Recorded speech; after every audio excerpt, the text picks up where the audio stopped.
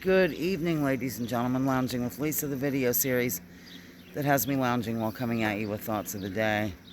It sure is. I'm here at Ears Acres, clearly. It's sad. I'm sitting on the ground, not on the ground, but on a cement block outside here in the pasture, the area here. It's sad to come down here anymore because the geese are gone, and so I get no honking and waddling over to greet me, except for, of course, the donkeys. They don't necessarily waddle, but they sure do make a racket.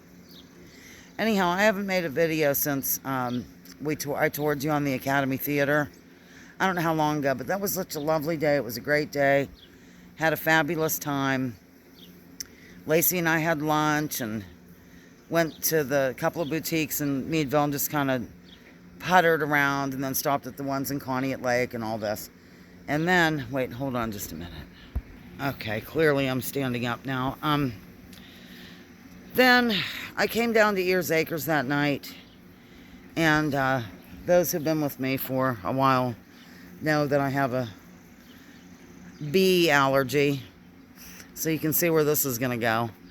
It was kind of, 8 o'clock at night or something, 7:30, and I was getting another bale of hay ready for the next day.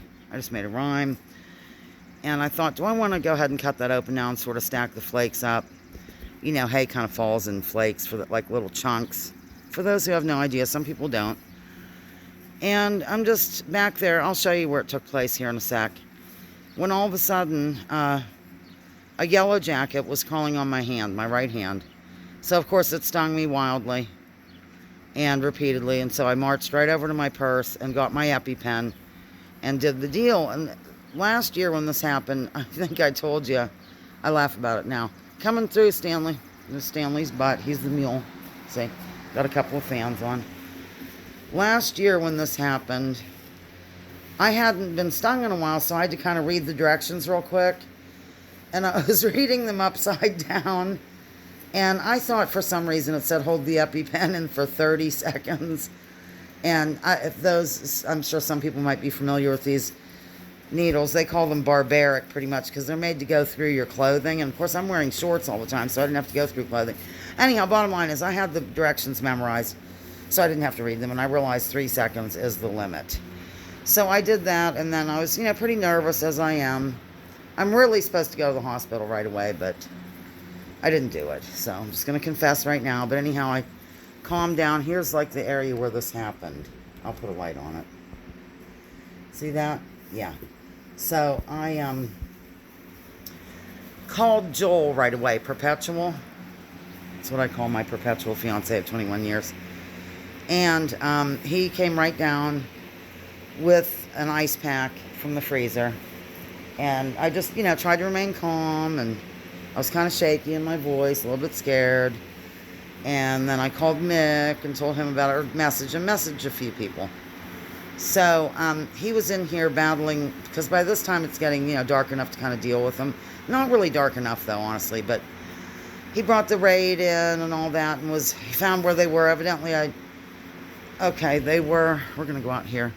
I pitched a little bit here where they peed, and I have that lime stuff down, drying out. I know you needed to know that. So, by the way, now I wear a flannel in this weather and these gloves to do anything with the hay. And then I just strip it off when I'm done. Okay, right over here is where it was. So there's a hole there, and they were kind of coming into that bale. So I carried that bale from here, like knocked it down, brought it over here. Was going to leave it till the next day. And decided, I'll cut it open, be one step ahead. And bad mistake. So anyhow, Joel was down here taking care of that, and they're all over the place and blah, blah, blah.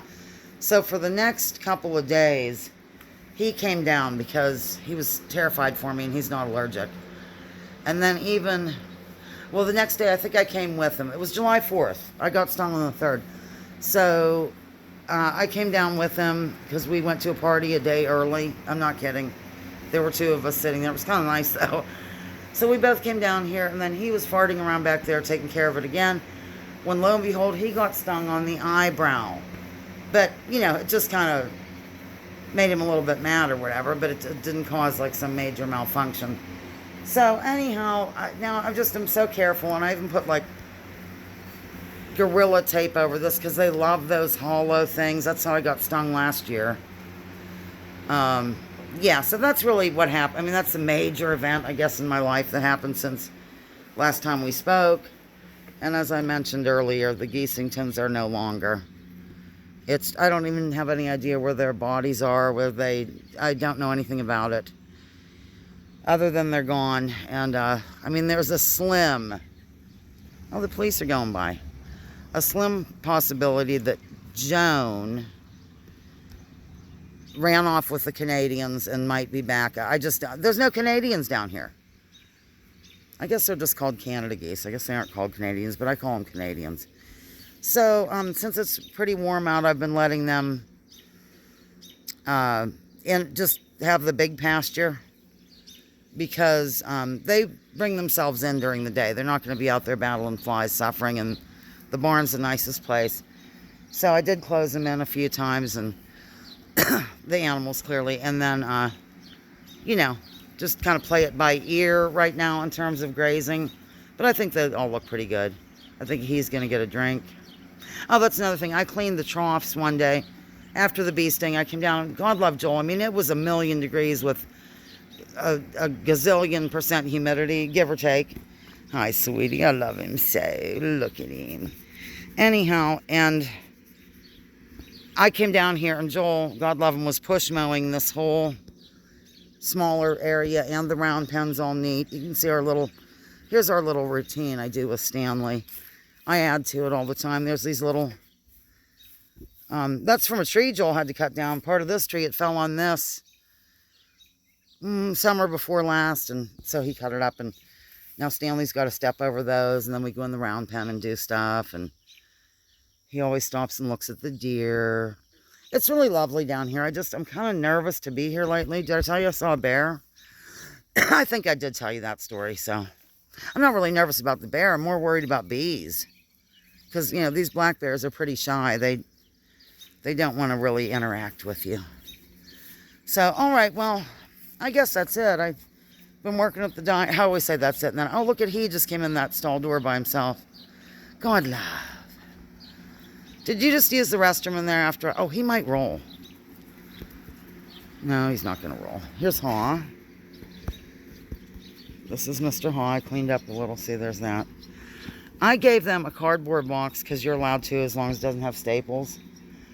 And they destroyed that thing. Oh, my golly. I know it was he because he's into it. Hi, hon. God love. Look at you. Poor beat-up thing from he having his way with you. He's always trying to make out with Haw. I can't find a vet to fix them, so they can't be fixed. I mean, I'm certainly not going to do it myself.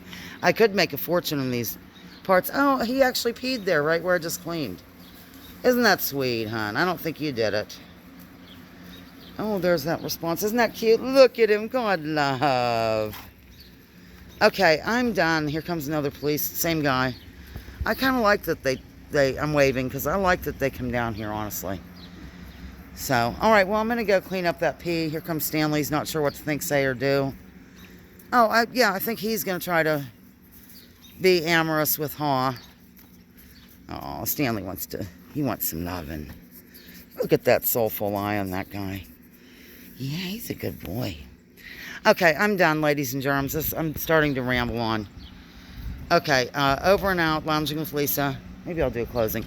Oh, yeah, Jason gave me an idea for a different wording, so I'm going to do it right now. I'm not going to pee. I'm not going to film that pee. Okay, thank you for tuning in to Lounging with Lisa, the video series that has me lounging while coming at you with thoughts of the day. Please drop your political identities. Let's focus on issues. Leave labels at the door. Research before you believe. It used to be research before you judge. I kind of like the research before you believe. How's that? Research before you judge? I think that's it. And remember, just very smooth closing. War is a racket. Don't take my word for it. Just check out General Smedley Butler and what he had to say in his pamphlet of the same name. Over and out, LWL and Sir Stanley Mulington.